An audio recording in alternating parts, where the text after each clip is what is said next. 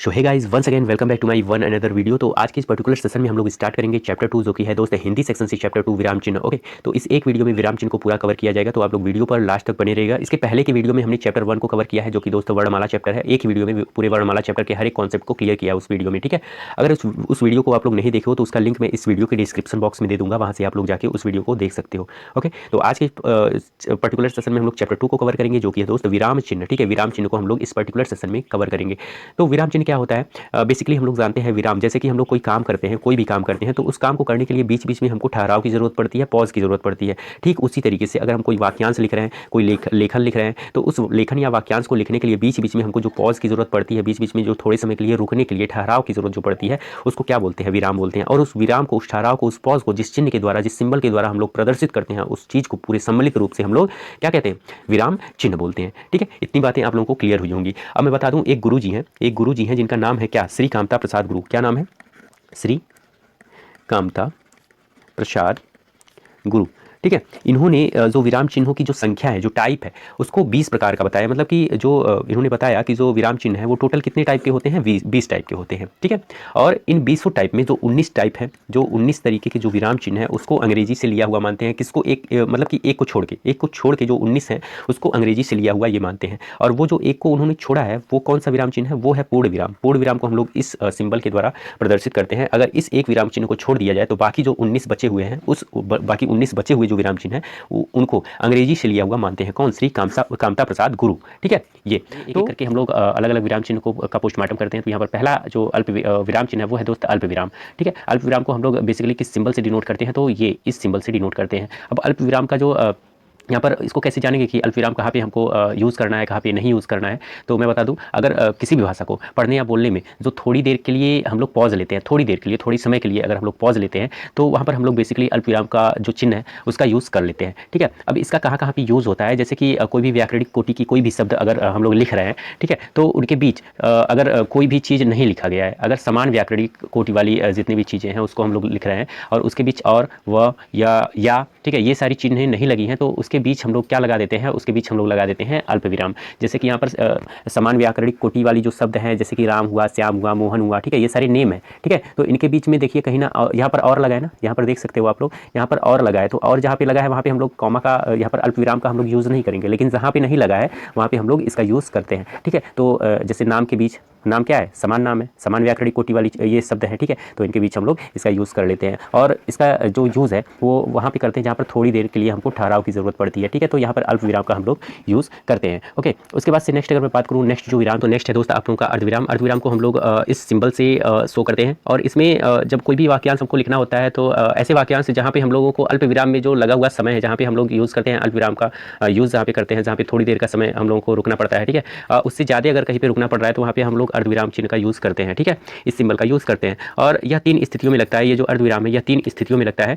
एक तो वहाँ पे जहाँ पे प्रमुख वाक्य और अन्य खंडों में बहुत अधिक संबंध ना हो, जैसे कि यहाँ पर आप लोग एग्जाम्पल देख सकते हो, यहाँ पर एग्जाम्पल है, यहाँ पर आप लोग देख सकते हो, यहाँ पर प्रमुख वाक्य, एक प्रमुख वाक्य ये सूर्योदय हो गया, फिर से चिड़िया चहकने लगी, ये जो प्रमुख वाक्य है उसके खंड है, ठीक है। इनके बीच देखिए कहीं भी संबंध नहीं दिख रहा है, सूर्योदय हो गया, चिड़िया चहकने लगी, ठीक है, ये दोनों अलग अलग वाक्य दिख रहे हैं। तो सूर्योदय हो गया ये प्रमुख वाक्य है, तो इसके बाद हम लोग जस्ट अर्धविराम का यूज़ करते हैं। और एक चीज़, ये जो वाक्यांश हमने पूरा पढ़ा, तो जब तक हम लोग ये लास्ट वाला जो इसके खंड है, ठीक है, इसको नहीं पढ़ेंगे तब तक इसका अर्थ भी नहीं निकलेगा। सूर्योदय हो गया, ठीक है, चिड़िया चहकने लगी, ठीक है, अब पूरा अर्थ यहाँ पर निकल रहा है। अब हम लोग जैसे कि दूसरा एग्जाम्पल लेते हैं। दूसरा एग्जाम्पल आप लोगों का है, एग्जाम्पल में लिख ले रहा हूँ, जैसे कि लिखा है आओ बैठो पर बदमाशी मत करो, ठीक है। तो यहाँ पर जो आओ लिखा है, ठीक है, आओ जो लिखा है, आओ के बाद जस्ट हम लोग क्या लगाएंगे? अर्धविराम लगाएंगे, ठीक है, अर्धविराम लगाएंगे, ठीक है, अर्धविराम लगाएंगे। बैठो के बाद तुरंत जस्ट हम लोग क्या लगाएंगे? अर्धविराम लगाएंगे। फिर से पर बदमाशी मत करो, तो यहाँ पर मुख्य वाक्य क्या हो गया आप लोगों का? मुख्य वाक्य यहाँ पर आप लोगों का दिख रहा है, आओ हो गया,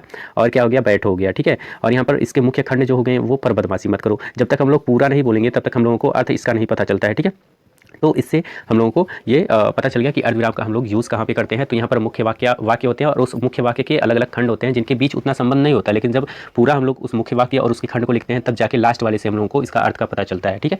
तो यहाँ पर हम लोग अर्धविराम का यूज़ करते हैं। नेक्स्ट जो विराम चिन्ह है वो है दोस्त पूर्ण विराम। पूर्ण विराम का यूज़ हम लोग कहाँ करते हैं? तो यहाँ पर जब वाक्य पूरी तरीके से खत्म होता है, जहाँ पे वाक्य खत्म होता है वहाँ पे हम लोग इसका यूज़ करते हैं। जैसे कि यहाँ पर अगर दिया गया है जैसे कि यहाँ पर एग्जांपल जैसे है राम स्कूल जाता है, ठीक है, राम स्कूल जाता है तो राम स्कूल ये वाक्य जो पूरा है ये पूरी तरीके से जब खत्म हो गया तो यहाँ पर लास्ट में हम लोग क्या लगा दिए, यहाँ पर पूर्ण विराम का चिन्ह लगा दिए। जैसे सीता खाना खाती है तो सीता खाना खाती है तो इसके बाद ये सीता खाना खाती है तो पूरा वाक्य खत्म हो गया। जब वाक्य खत्म हो गया तो यहाँ पे लास्ट में हम लोग क्या लगा दिए, पूर्ण विराम लगा दिए। ठीक है, तो ये भी पता चल गया होगा आप लोगों को कि पूर्ण विराम का यूज कहाँ पे हम लोग जो विराम चिन्ह है दोस्त वो है दोस्त प्रश्न चिन्ह। ठीक है, प्रश्नवाचक चिन्ह। तो प्रश्नवाचक चिन्ह को हम लोग किस सिंबल के द्वारा डिनोट करते हैं, तो इस सिंबल के द्वारा हम लोग इसको प्रदर्शित करते हैं।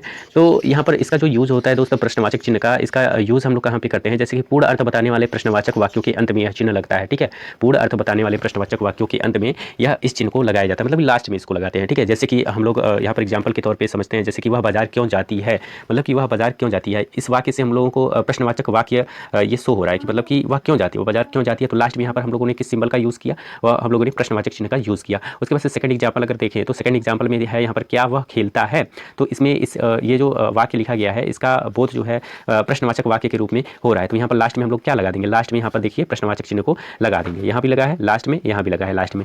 जिस वाक्यों से हम लोगों को प्रश्नवाचक वाक्यों का बोध हो, ठीक है, प्रश्नवाचक चीज़ों का बोध हो, ठीक है, उसके लास्ट में हम लोग इस चिन्ह का यूज़ करते हैं, प्रश्न चिन्ह का। ठीक है, प्रश्नवाचक चिन्ह का। उसके बाद से नेक्स्ट यहाँ पर आप लोगों का जो विराम चिन्ह है वो दोस्त वो है आश्चर्य चिन्ह। ठीक है, आश्चर्य चिन्ह को हम लोग विस्मयादि बोधक चिन्ह भी बोलते हैं, तो इसको इस सिंबल से डिनोट करते हैं। ठीक है, तो इसका यूज़ हम लोग बेसिकली कहाँ पे करते हैं, जैसे कि अगर कोई भी वाक्य हुआ, ठीक है, उसमें हर्ष, शोक, प्रसन्नता, उत्साह, आश्चर्य, घृणा आदि भावों की अभिव्यक्ति प्रकट हो रही हो उस वाक्य में, ठीक है, तो उसमें विस्मयादि बोधक अवयवों के बाद यह चिन्ह लगता है। तो मतलब कि कोई भी वाक्य है तो उसमें अगर ऐसा कुछ प्रकट हो रहा है तो उसमें विस्मयादि बोधक अव्यय पहले लगाते हैं। जैसे कि यहाँ पर मैं आप लोगों को दिखा दे रहा हूँ एग्जाम्पल जैसे कि यहाँ पर लिखा गया है हे राम, जैसे कि यहाँ पर देख सकते हो आप लोग, लिखा गया है हे राम यहाँ पर। ठीक है, ये हे राम छी छी, उसके बाद से आह। ठीक है, तो ये क्या है, विस्मयादि बोधक अव्यय है। तो इसके तुरंत बाद हम लोगों को यूज़ करना होता है आश्चर्य चिन्ह का। ठीक है, जैसे कि कहीं भी अगर कोई आश्चर्य वाली चीज़ें हो रही हैं, कहीं पे हर्ष, कोई वाक्य हर्ष शो कर रहा है, शोक प्रकट कर रहा है, या प्रसन्नता प्रकट कर रहा है, या उत्साह प्रकट कर रहा है, तो उसके पहले हम लोग विस्मयादि बोधक अव्यय का यूज़ यहाँ पर हम लोग करते हैं। ठीक है, यहाँ पर जैसे विस्मयादि बोधक अव्यय जैसे कि हे राम हो गया, छी छी हो गया, आ हो गया। ठीक है, इसके तुरंत बाद हम लोग इस चिन्ह का प्रयोग कर लेते हैं। ठीक है, तो आप लोगों को पता चल गया होगा कि आश्चर्य चिन्ह का या विस्मयादि बोधक चिन्ह का यूज़ कहाँ पे करते हैं। तो नेक्स्ट जो आप लोगों का विराम चिन्ह है वो है दोस्त निर्देशक चिन्ह, इसको हम लोग संयोजक चिन्ह भी बोलते हैं। ठीक है, संयोजक चिन्ह भी इसको बोलते हैं और समासिक चिन्ह भी बोलते हैं, इसको इस सिंबल के द्वारा डिनोट करते हैं। अब इसका यूज़ हम लोग बेसिकली कहाँ पर करते हैं, जैसे कि दो सहचर मतलब कि दो समान शब्दों के बीच में इसका यूज़ कर सकते हैं, या दो विपरीतार्थक शब्दों के बीच में इसका यूज़ कर सकते हैं। ठीक है, या कोई समासिक शब्द है, समासिक शब्द है, उसके बीच में भी इसका यूज़ करते हैं। जैसे कि यहाँ पर अगर लिखा है दो सहचर वाले में देखें, ठीक है, सहचर वाले में अगर हम लोग देखें तो जैसे कि लिखा है रंग और रूप, तो इसके बीच में हम लोग समासिक चिन्ह का यूज़ करते हैं। और विपरीतार्थक में जैसे कि धरती आकाश, ठीक है, धरती और आकाश। ठीक है, तो इसके बीच में भी हम लोग किसका यूज़ करते हैं, तो समासिक चिन्ह का भी यूज़ कर लेते हैं। और समासिक शब्द में अगर देखें जैसे कि भाई बहन हुआ, यहाँ पर लिख लेता हूँ मैं भाई बहन। ठीक है, ये समासिक शब्द हुए, तो इसमें भी हम लोग क्या करते हैं, बीच में संयोजक चिन्ह का यूज़ करते हैं या समासिक चिन्ह का यूज़ करते हैं। तो ये आप लोगों को पता चल गया होगा कि विराम चिन्ह का, इस विराम चिन्ह का यूज़ हम लोग बेसिकली कहाँ पे करते हैं। उसके बाद अगर हम लोग देखें एग्जाम्पल, तो एग्जाम्पल यहाँ पर दिया है गांधी जी ने कहा, और उसके बाद से क्या कहा, तो गांधी जी के द्वारा कहा हुआ जो बात है, कही हुई जो बात है, उसके पहले हम लोग समासिक चिन्ह का यहाँ पर यूज़ कर सकते हैं। जैसे कि यहाँ पर कहा गया है, गांधी जी ने कहा, क्या कहा, सत्य अहिंसा से ही हम देश को आज़ाद करा सकते हैं। तो इसके पहले हम लोग किस चिन्ह का यूज़ कर सकते हैं, निर्देशक चिन्ह, संयोजक चिन्ह या समासिक चिन्ह का यहाँ पर यूज़ कर सकते हैं। ओके, उसके बाद से नेक्स्ट विराम चिन्ह की अगर मैं कोष्टक, जैसे कि बेसिकली यहाँ पर 3 टाइप के कोष्टक होते हैं। यहाँ पर आप लोगों का जो पहला कोष्टक है छोटा कोष्टक है, उसके बाद यहाँ पर मझला कोष्टक, फिर से बड़ा कोष्टक। ठीक है, कोष्टक का यूज़ हम लोग कहाँ पे करते हैं, जैसे कि कोष्टक का यूज़ हम लोग अगर कोई शब्द है, ठीक है, किसी वाक्य में कोई शब्द है तो उसका अर्थ स्पष्ट करने के लिए उसके दोनों तरफ क्या लगा देते हैं, कोष्टक लगा देते हैं। ठीक है, कोष्टक लगा देते हैं तो उससे क्या होता है कि उस अर्थ को आसानी से हम लोग स्पष्ट कर सकते हैं। जैसे कि यहाँ पर समझते हैं, जैसे दिया है कोई एक वाक्य दिया है, दशहरे के अवसर पर दशानन रावण का वध होता है। तो यहाँ पर दशानन कई लोग नहीं समझते हैं, तो दशानन मीन्स होता है रावण, तो रावण को हम लोगों ने कोष्टक में बंद कर दिया। ठीक है, तो दशानन को थोड़ा और स्पष्ट करने के लिए यहाँ पर रावण लिख के रावण को कोष्टक में बंद कर दिया। ठीक है, ताकि थोड़ा ज़्यादा अच्छी तरीके से यहाँ पर समझ में आए इस शब्द का मतलब, दशानन का मतलब। ठीक है, उसके बाद से सेकंड यहाँ पर दिया है लता मंगेशकर भारत की कोकिला बहुत लोग नहीं जानते, तो कोकिला मीन्स होता है मीठा गाने वाली। तो यहाँ पर मीठा गाने वाली को हम लोगों ने क्या किया, यहाँ पर कोष्टक में बंद कर दिया है। ठीक है, ताकि थोड़ा और भी ज़्यादा यहाँ पर कोकिला का अर्थ जो है स्पष्ट हो सके। ठीक है, तो कोष्टक का यूज़ हम लोग बेसिकली यहाँ पर करते हैं। उसके बाद से नेक्स्ट अगर हम बात करें यहाँ पर नेक्स्ट विराम चिन्ह की, तो नेक्स्ट है दोस्त अवतरण चिन्ह या उद्धरण चिन्ह। अवतरण चिन्ह का हम लोग यूज़ कहाँ पे करते हैं, चलिए इसको देख लेते हैं। दोस्त इसका यूज़ जैसे कि किसी के कथन को या किसी पुस्तक के अंश को ज्यों का त्यों उद्धृत करते हैं तो प्रारंभ में और अंत में उद्धरण चिन्ह का यूज़ कर लेते हैं। जैसे कि किसी की कही हुई बात या किसी पुस्तक में लिखी हुई बात, ठीक है, उसको सेम डिक्टो अगर हमको लिखना है तो उस को लिख रहे हैं, तो उसके किसी अंश को लिख रहे हैं तो उसको हम लोग अवतरण या उद्धरण चिन्ह के अंदर बंद कर देते हैं। जैसे कि यहाँ पर अगर मैं एग्जाम्पल लूँ तो एग्जाम्पल जैसे यहाँ पर लिखा है महावीर ने कहा, महावीर ने कहा, क्या कहा, तो अहिंसा परमो धर्म, मतलब कि इन्होंने कहा है क्या, अहिंसा परमो धर्म। तो अहिंसा परमो धर्म को हम लोगों ने उद्धरण चिन्ह के में बंद कर दिया, उद्धरण चिन्ह में यहाँ पर बंद कर दिया। उसके बाद यहाँ पर लिखा है गांधी ने कहा, गांधी ने कहा क्या, हमेशा सत्य बोलो, हमेशा सत्य बोलो, किसने कहा, गांधी जी ने कहा। तो ये कोई पुस्तक था, ठीक है, उसमें से सेम डिक्टो इस सेंटेंस को, वाक्य को हमने लिया, ठीक है, और उसको क्या किया, उद्धरण चिन्ह में बंद कर दिया। तो इसका यूज़ हम लोग वहाँ पे करते हैं, जैसे कि किसी कॉपी से या किसी बुक से या किसी चीज़ से, ठीक है, किसी पुस्तक के अंश से ज्यों का त्यों डिक्टो, मतलब किसी वाक्य को हम लोगों को, वाक्यांश को लेना है तो उसको अगर किसी पर कहीं पर लिख रहे हैं तो वहाँ पर उस ये उद्धरण चिन्ह में उसको या अवतरण चिन्ह में उसको बंद कर देते हैं, पहले और लास्ट में लगा देते हैं, ठीक है। तो आप लोगों को पता चल गया होगा अवतरण चिन्ह या उद्धरण चिन्ह का यूज़ कहाँ पे करते हैं।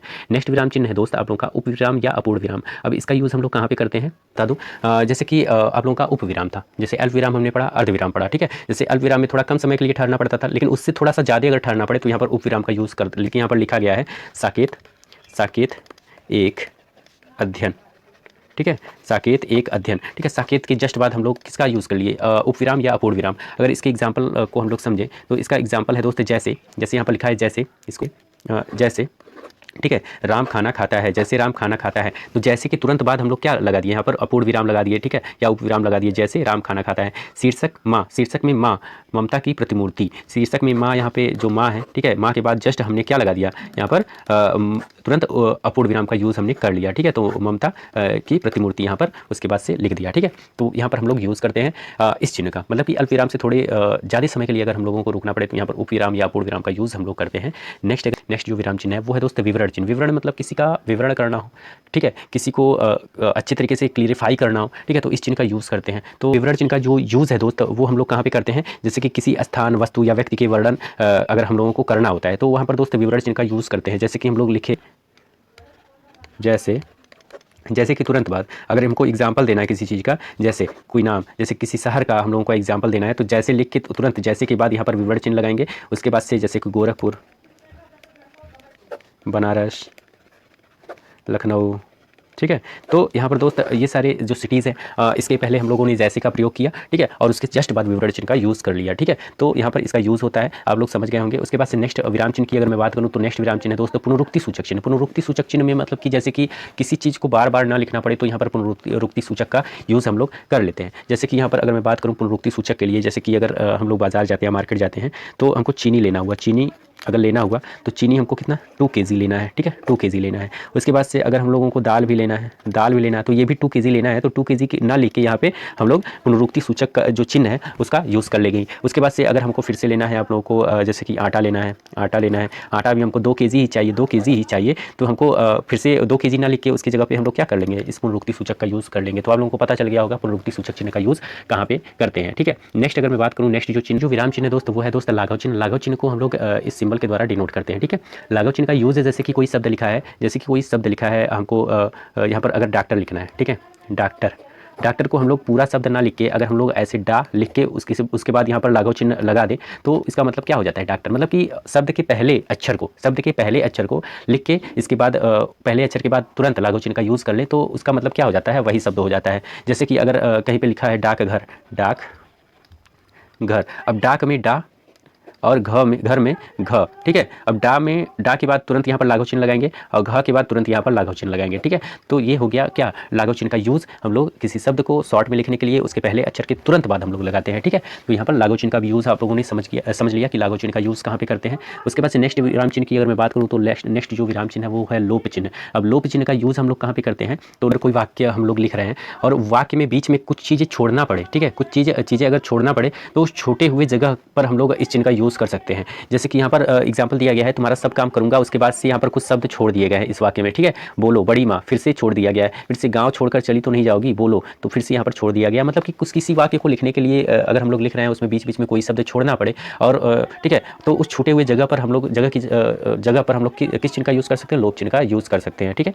तो आप लोगों को पता चल गया होगा। उसके बाद से नेक्स्ट अगर मैं तो विराम चिन्ह दोस्त वो है पाद चिन्ह। पाद चिन्ह का यूज़ हम लोग बेसिकली कहाँ पे करते हैं, जैसे कि कोई वाक्य लिखा गया है, वाक्य में कोई शब्द ऐसा है जो इंपॉर्टेंट है तो तो पाठक के मतलब कि नज़र से, पाठक की नज़र में वो चीज़ पहले आए तो वहाँ पर उसके नीचे हम लोग क्या कर लेते हैं, अंडरलाइन कर लेते हैं। तो अंडरलाइन करने के लिए एक लाइन खींच देते हैं, तो उस लाइन को ही क्या बोलते हैं, पादचिन्ह बोलते हैं, जिससे पाठक उस चीज़ पर ज़्यादा फोकस कर पाए, उस शब्द पर ज़्यादा फोकस कर पाए। ओके, तो इसका यूज़ हम लोग बेसिकली यहाँ पे करते हैं। नेक्स्ट अगर मैं बात करूँ, नेक्स्ट विराम चिन्ह, नेक्स्ट विराम चिन्ह है आप लोगों का दीर्घ उच्चारण चिन्ह। तो दीर्घ उच्चारण चिन्ह का जो प्रयोग है श्री कामता प्रसाद गुरु जी के द्वारा नहीं बताया गया, लेकिन मैं बता दूं हिंदी में प्लुत स्वरों के उच्चारण में इसका प्रयोग होता है। जैसे कि प्लुत स्वर यहाँ पर मैं आप लोगों को लिख के बता दे रहा हूँ, जैसे कि लिखा गया है हे राम, तो हे राम के जस्ट बाद यहाँ पर हम लोग दीर्घ उच्चारण चिन्ह का प्रयोग करते हैं। जैसे कि लिखा गया है हे प्रभु, हे प्रभु, ठीक है, इसके तुरंत बाद हम लोग किस चिन्ह का यूज़ करते हैं, दीर्घ उच्चारण चिन्ह का प्रयोग करते हैं। ठीक है, तो आप लोगों को पता चल गया होगा दीर्घ उच्चारण चिन्ह का प्रयोग कहाँ पे होता है, जैसे कि हिंदी में प्लुत स्वरों के उच्चारण में इसका प्रयोग होता है। और उसके बाद से नेक्स्ट विराम चिन्ह जो है दोस्त वो है पाद बिंदु। पाद बिंदु का यूज़ जो है दोस्त बेसिकली हिंदी में अरबी फारसी से आए शब्दों के नीचे लगने वाला जो चिन्ह बेसिकली होता है वो क्या होता है, पाद बिंदु होता है। जैसे कि यहाँ पर अगर क लिखा होता है तो क के नीचे एक बिंदु लगा होता है ना, तो ये क्या होता है, पाद बिंदु होता है। ठीक है, और ख के नीचे भी यहाँ पे लगा होता है, कई जगह पे ग के नीचे भी यहाँ पे ग नहीं यहाँ पर ज के नीचे लगा होता है। ठीक है, फ के नीचे लगा होता है। ठीक है, तो यहाँ पर बेसिकली हम लोग यूज़ करते हैं जो कि हिंदी में अरबी फारसी से आए हुए जो शब्द होते हैं, जैसे कि क ख ज फ। ठीक है, इसके नीचे जस्ट हम लोग इस बिंदु का यूज़ करते हैं। उसके बाद से नेक्स्ट अगर मैं बात करूँ, नेक्स्ट जो आप लोग का विराम चिन्ह है वो है दोस्त आप लोगों का हंस पद। हंस पद इसको बोलते हैं त्रुटि विराम या काक पद भी बोलते हैं। ठीक है, इसको क्या बोलते हैं, हंस पद को, हंस पद को हम लोग त्रुटि विराम भी बोलते हैं या काक पद भी बोलते हैं। तो इसका बेसिकली यूज़ हम लोग कहाँ पे करते हैं, जहाँ पे हम लोगों को कोई वाक्य लिखा गया है, वाक्य के बीच में कोई शब्द छूट गया है, ठीक है, या गलती हो गई है, तो वहाँ पर उसके बीच में इस चिन्ह का यूज़ करके, ठीक है, ऊपर सही शब्द को लिख के उस वाक्य को पूरे सुधारा जाता है। जैसे कि लिखा गया है मैं तुम्हें देना चाहता हूँ। ठीक है, अब मैं तुम्हें देना चाहता हूँ, क्या देना चाहता हूँ ये तो कंफर्म नहीं है, तो यहाँ पर बीच में हमको एक शब्द ऐड करना पड़ेगा। ठीक है, मैं तुम्हें क्या देना चाहता हूँ, तो यहाँ पर दोस्त एक इस हंस पद का यूज़ करके ऊपर लिख देते हैं पेन या कुछ और। ठीक है, मैं तुम्हें पेन देना चाहता हूँ। अब ये वाक्य पूरी तरीके से सही है। ठीक है, और उसकी फिर से अगर मैं बात करूँ, जैसे कि वह लिस्ट अपना नाम नहीं चाहता, मतलब कि वह लिस्ट अपना नाम नहीं चाहता, तो ये भी सही से नहीं लग रहा है। तो वह लिस्ट यहाँ पर अपना और लिस्ट के बीच में थोड़ा सा कुछ शब्द छूट रहा है, जैसे कि वह लिस्ट में अपना नाम नहीं चाहता। ठीक है, अब सही है ये वाक्य। तो यहाँ पर दोस्त है जहाँ पे हम लोग शब्द बीच बीच में कोई शब्द छूट जाता है, तो वहाँ पे इसका यूज़ करके वहाँ पे जो शब्द सटीक बैठे तो उसको लगाने के लिए इसका यूज़ करते हैं। ठीक है, तो ये हो गया। उसके बाद से नेक्स्ट देखते हैं, नेक्स्ट जो विराम चिन्ह है दोस्त टीका सूचक। टीका सूचक का यूज़ हम लोग बेसिकली कहाँ पे करते हैं, जैसे कि कोई वाक्य लिखा गया है, उस वाक्य में अगर कोई शब्द इंपॉर्टेंट है या वो पूरा वाक्य इंपॉर्टेंट है तो इसका यूज़ हम लोग कर लेते हैं। जैसे कि कहीं पे लगाते नहीं हम लोग स्टार, एक स्टार लगा देते हैं, कहीं पे डबल स्टार, थर्ड स्टार यहाँ पर लगा देते हैं, मतलब कि मोस्ट इंपॉर्टेंट है वो शब्द हो जाता है इसको लगाने के बाद। ठीक है, उसके बाद से अगर हम लोग नेक्स्ट अगर मैं बात करूँ तो नेक्स्ट आप लोगों का जो विराम चिन्ह है दोस्त, नेक्स्ट विराम चिन्ह जो है दोस्त वो है तुल्यता सूचक। तुल्यता सूचक का जो यूज़ होता है दोस्त वो हम लोग बेसिकली कहाँ पे करते हैं, जैसे कि कोई शब्दार्थ है, ठीक है, कोई शब्द है उसका अर्थ शो करने के लिए हम लोग बीच में तुल्यता सूचक का यूज़ कर देते हैं। या गणित में कोई भी चीज़ दिया गया है कि तो कोई इक्वेशन है उसके बीच में, ठीक है, उसका तुलना करने के लिए उसमें हम लोग बीच में क्या कर देते हैं, इसका तुल्यता सूचक का यूज़ कर लेते हैं। जैसे कि कोई यहाँ पर संस्कृत में एक शब्द है पाषाण। ठीक है, पाषाण मतलब क्या होता है, इसका तुलना, इसका मतलब कि हम लोगों को इसका अर्थ दिखाना होता है, तो यहाँ पर बीच में हम लोग इसका यूज़ कर लेते हैं तुल्यता सूचक का। मतलब कि पाषाण मतलब क्या होता है, पत्थर।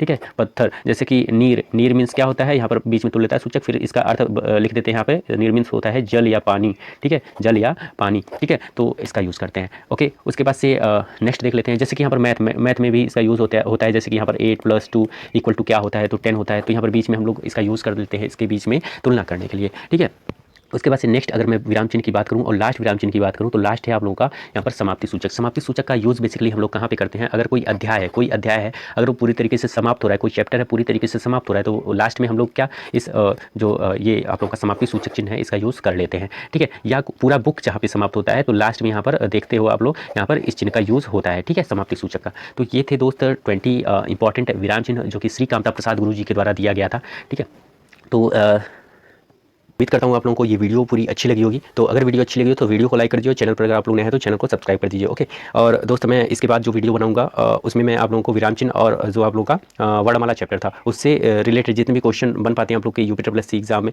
UPPCS एग्जाम में, ठीक है, RO के एग्जाम में, वो सारे क्वेश्चन आप लोगों को एक वीडियो में प्रोवाइड करवा दूंगा। ठीक है, जिससे आप लोगों को सारा कॉन्सेप्ट जो है वो क्लियर हो जाएगा। ठीक है, तो चलिए मिलते हैं अगले वीडियो में, तब तक के लिए दोस्त धन्यवाद।